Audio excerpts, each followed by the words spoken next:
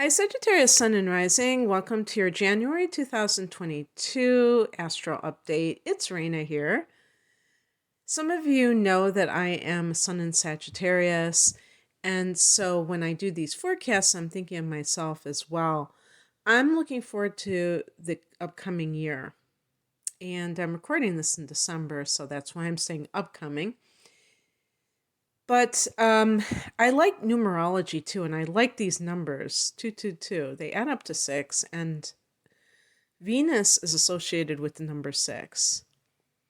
And as some of you may know, Venus is a planet that is considered very positive. So, along with Jupiter, which is our ruler, and speaking of Jupiter, Jupiter is going to be in Aries at some point in 2022. And Aries is a fire sign, and that's the 5th house. I'm really looking forward to that one as well. And so it's very harmonious with Sag. But I'm getting way ahead of myself, aren't I? Because that's later in 2022. And I'm sure I will do a Jupiter transits reading about that when we get there. So dealing with January, it's a no-brainer that the sun is in Capricorn as the year begins. That's always going to be the case. But some of these other transits are not always the same. The inner planets are always going to be close to the sun or relatively close, because Mars is an inner planet, and sometimes Mars isn't all that close to the sun, but a lot of times it can be. And so it's not unusual to see a lot of these other inner planets, these personal planets, also in Capricorn or, Aquarius and things like that. But speaking specifically of Capricorn, for Sag, this is the 2nd house of earned income. So that is of interest because that can speak about monetary gain or monetary focus. And we have a new moon right at the beginning of the year, the 2nd day of the year, at 12 degrees of Capricorn. And so that is a case in point. Now, this is the time in the reading where I say this is a general reading. And you have to consult your actual chart to see where this is going to fall, especially the natal chart, and that's based on your rising sign. So for those of you listening for your sun sign, make sure that you find out what your rising sign is so you can get a good feel for mundane events, because that is what the natal chart is really good in terms of predictive tendencies, is the likelihood of the day-to-day events. The solar chart is I think very good as well, because it can be good at a more conscious level. So if you consider yourself a more evolved person, then the solar chart may be more and more relevant to you. But like on an unconscious level, the natal chart prevails because it's going to be based on your time of birth. And just like, we go, sometimes people just go through life and they're not really even engaging. It's not like co-creating with the universe. They're just kind of going along with the program. Then that represents that level of what is happening. And that is not to say that it's never valid if you are an enlightened person. It can still be valid throughout your life. I just feel like the solar information can be very good if you are feeling more self-empowered, and also for your personal evolution, more than just like, every little thing that's happening on the mundane level. So yeah, that was kind of like a little bit of a sidetrack, but I just wanted to make that clear. And so with a new moon here in the 2nd house, there's the opportunity for you to plant seeds that can really enhance your finances. And this is especially important because of the Venus retrograde that is underway starting on December 19th. So I'm recording this in the second week of December. So the 19th hasn't even come and gone yet. And some of you may be listening before the 19th. And so let me just, bring up that Venus retrograde in the second house. I think, oh, great. Is that going to mean that there's going to be some kind of a lessening of money, obstruction of money?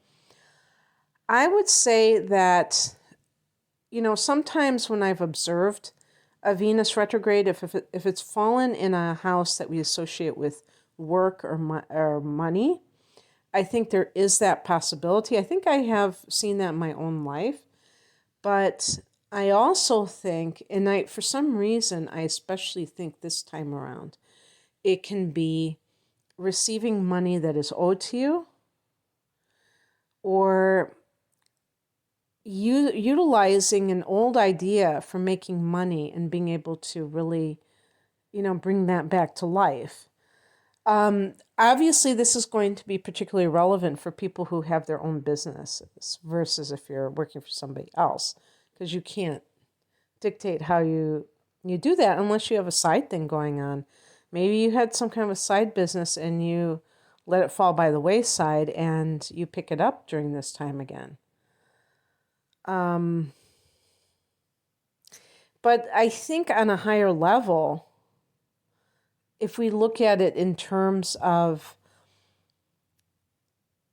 the other thing that the second house represents, which is your values, that this can also be a new dawning of your conscious awareness as it relates to what money really means to you. I don't think of Sagittarius as a particularly materialistic sign. I do think Sagittarius tend to enjoy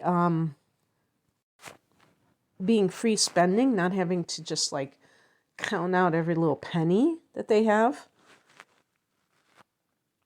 And so sometimes if a Sag person feels a little bit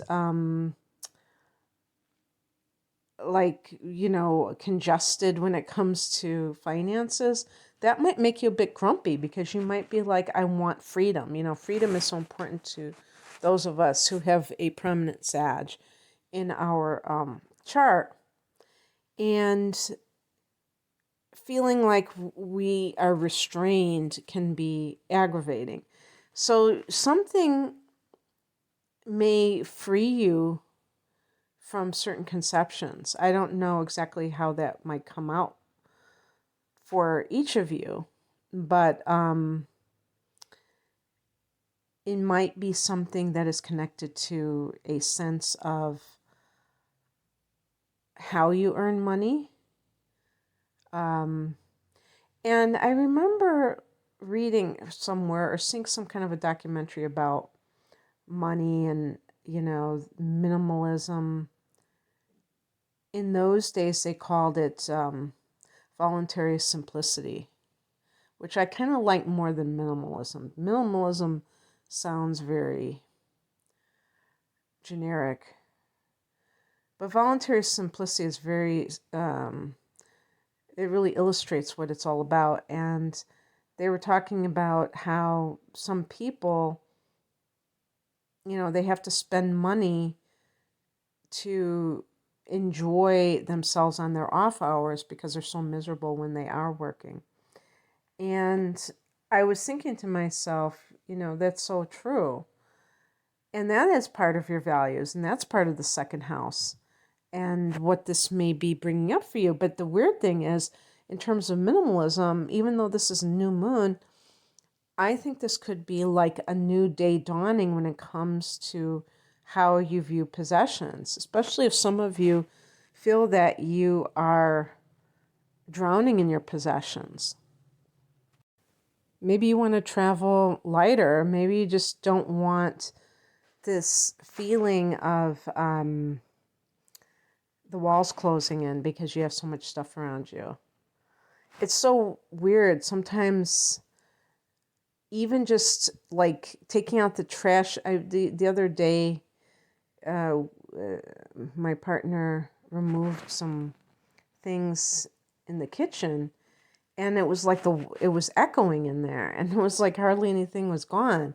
But it just shows you that everything that you have, that takes up space. It does influence the experience of your surroundings. So anyway, on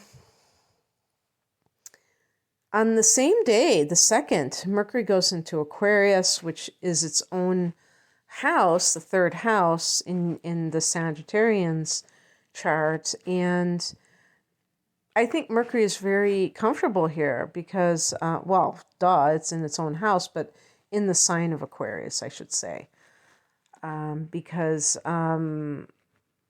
it does rule another air sign, Gemini, and of course also Virgo.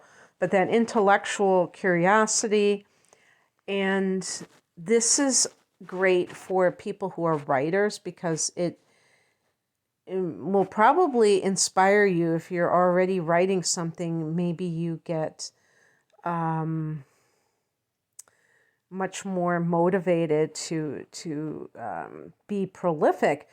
I find it. I always look when there's a two important transits in one day and say, I wonder if that's connected somehow. And I would say, yes, of course. Timing is everything. Things happening at a certain time shouldn't be totally ignored.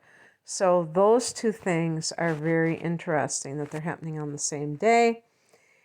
And on the 14th, Mercury goes retrograde at 10 degrees of Aquarius. So we do have 3rd house activity too, as early as, early to mid-January. And so your 3rd house will be stimulated. The 3rd house is the house of teaching and also learning things, I would say like skills, a trade, a certificate, credentials and that kind, maybe more of a short-term thing that is not necessarily academic in the classic sense of the word, that kind of thing. But it can be, elementary schools and high schools, the lower levels of education. And by the way, that Mercury into Aquarius on the 2nd in that house, that can be, starting to inquire, like if you are somebody in the educational system and maybe you're looking for work in the new year, you might be, passing out resumes or what have you, sending them out. And then when the Mercury retrograde hits, who knows, you may get some kind of message from a school that you applied to long ago that you just completely gave up on. You may also hear from somebody from your past. That's a given for anybody. But definitely in the 3rd house, because that is the house of communication. When you have Mercury in retrograding its own house, mail can really get fouled up. So just if you have any like packages, it would behoove you to get like tracking information. Oh man, that reminds me of a time when I didn't want to pay for additional tracking, and this package, people can claim, oh, I didn't get it. Sometimes, and that doesn't happen to me all the time, but it sucks when it happens, doesn't it? So, just putting it out there for anybody who cares. And then on the 17th, we have a full moon at 27 degrees of Cancer. So, for Sag, this is the 8th house, and this is a very dramatic area.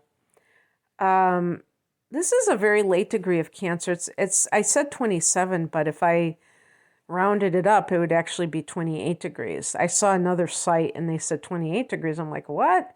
Then I looked at the minutes and it was like 50 something minutes. So that's why.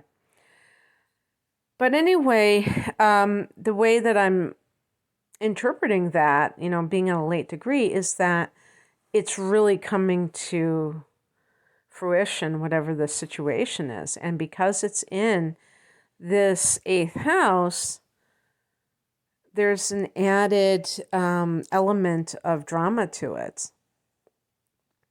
This is Scorpio's domain.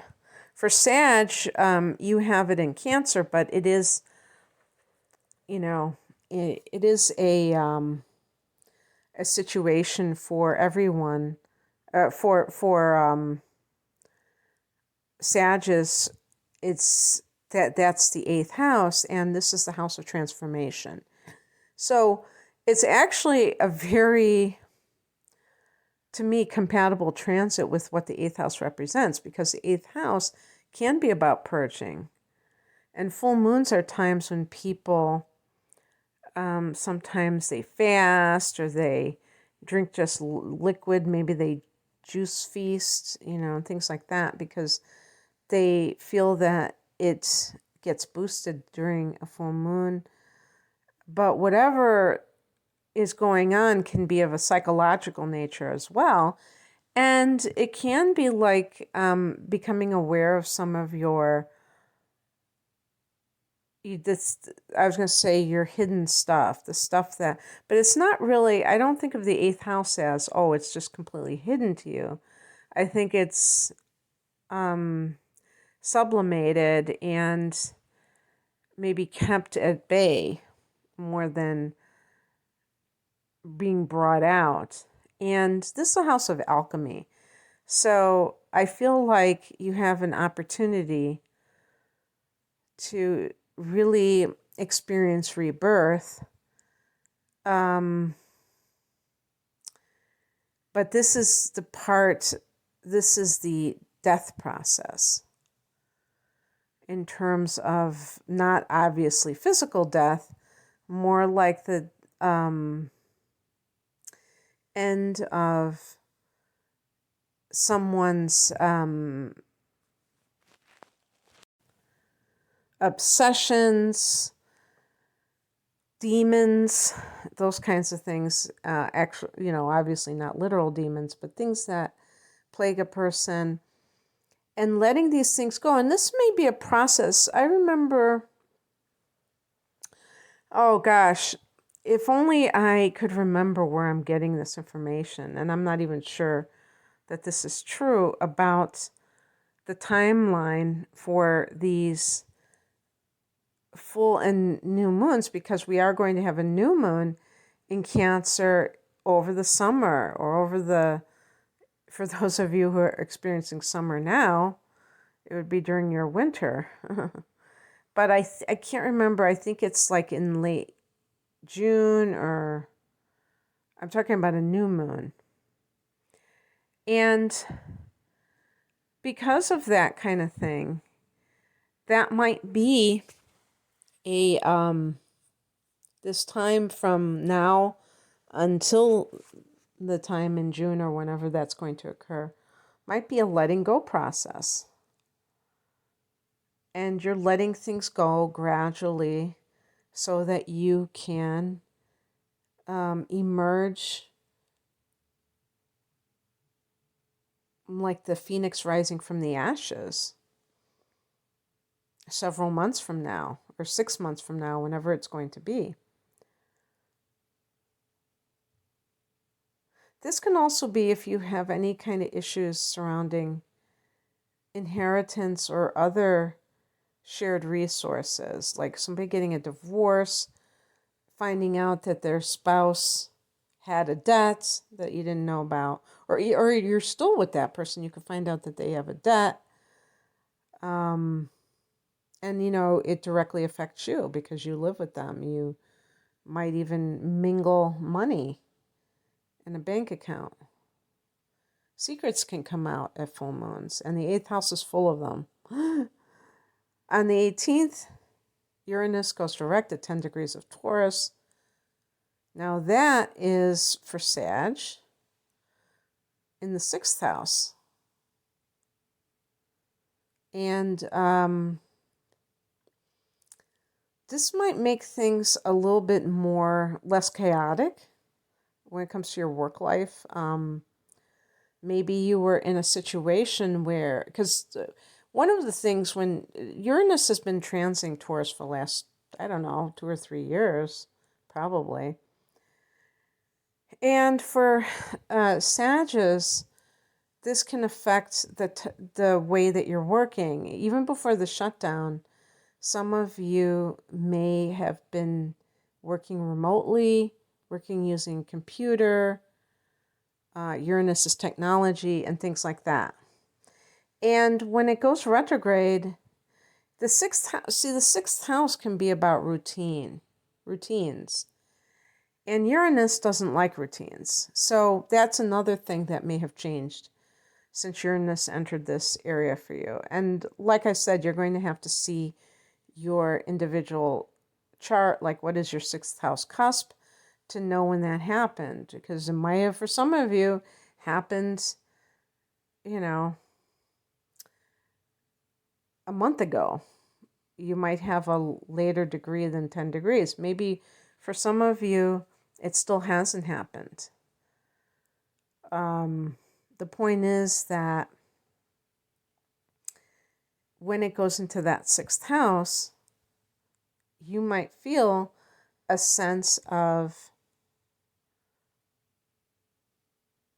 that you're like scattered type of energy where,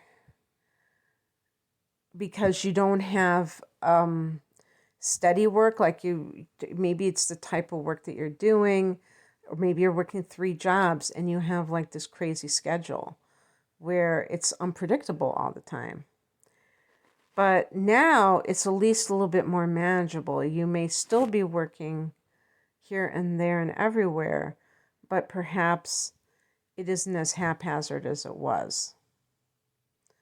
Uranus in the 6th house can also affect the type of work you're doing. So that can involve energy healing, anything, astrology might even fit into that category. Anything kind of far out, galactic, intuitive.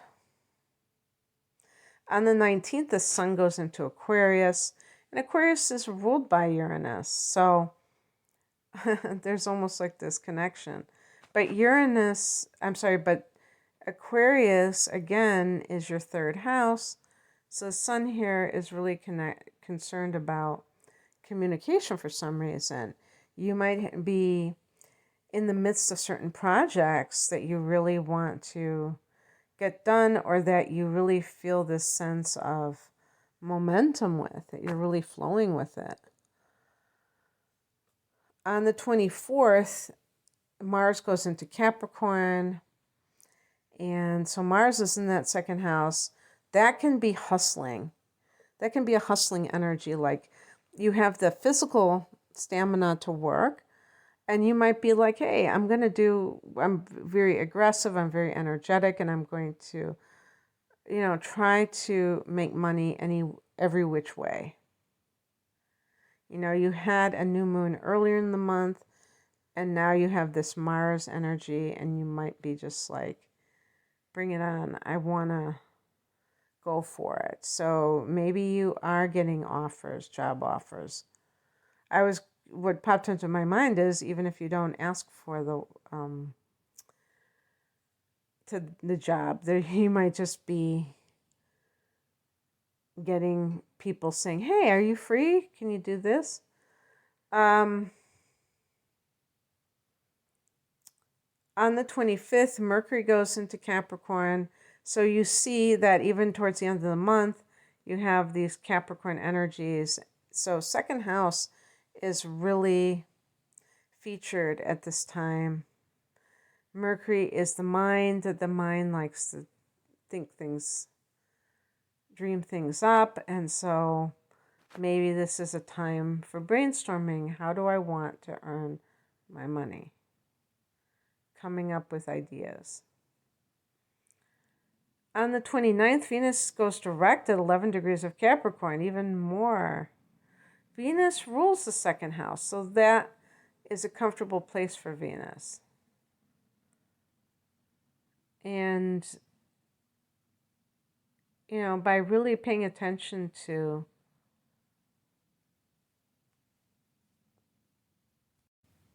how things start flowing for you, maybe you benefited from the Venus retrograde and you're kind of sad that Venus is going direct, but believe me, it will the momentum, I don't see it slowing down. I think there's steady progress to be made because you do have so much concentrated in this one area. And even like Pluto is in that second house, and that can be wealth. Just a lot of good happening. So anyway, I'm going to leave it there. I hope that this resonated for you. If you would like a private reading, I'm at rainamoonastrology.com. The link is below. Thanks for listening. Take care. Bye.